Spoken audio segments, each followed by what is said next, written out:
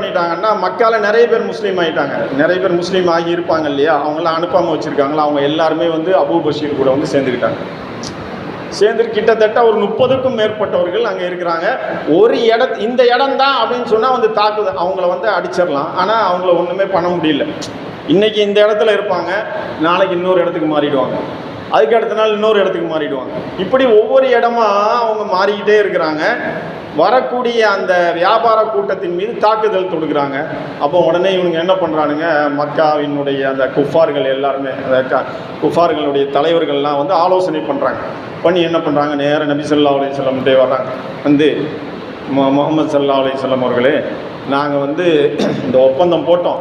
அந்த ஒப்பந்தத்தில் புதுசாக, அதாவது இஸ்லாத்தை மக்காவில் ஏற்றுக்கொண்டவர்களை மதீனாக்கு நாங்கள் அனுப்ப மாட்டோம்னு சொன்னோம். இப்போ எல்லாத்தையும் நாங்கள் அனுப்பி வச்சிடறோம். இப்போ பாருங்கள், இந்த சம்பவத்தின் மூலமாக நமக்கு என்ன தெரிய வருது அப்படின்னு சொன்னால், அதாவது இது நடந்த பிறகு எல்லாத்தையும் அனுப்பி வச்சிடறானுங்க.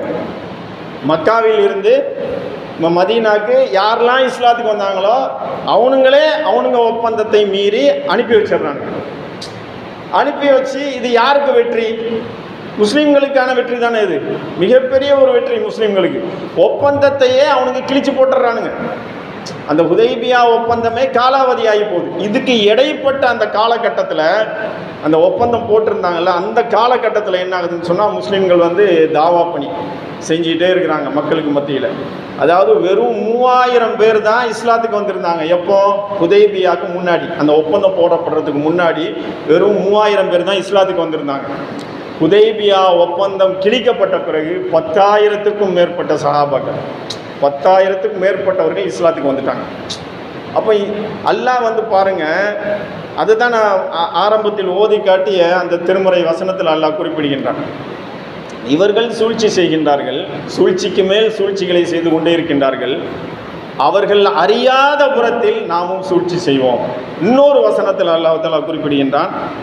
16வது அத்தியாயம் 45வது வசனத்தில் அல்லாஹ் தஆலா குறிப்பிடுகின்றான். சூரத்துன் நஹல் என்று சொல்லப்படக்கூடிய அந்த அத்தியாயத்தில் அல்லாஹ் என்ன சொல்கிறான் அப்படின்னு சொன்னால், இவர்கள் என்ன நினைத்து கொண்டார்களா?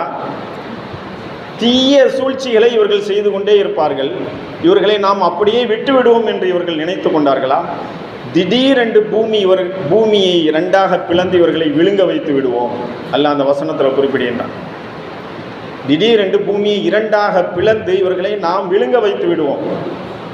இல்லை என்றால் இவர்கள் அறியாத புறத்தில் நாம் இவர்களுக்கு தண்டனையை கொடுப்போம். இவர்களுக்கே தெரியாது, நம்ம தண்டனையை கொடுப்போம்.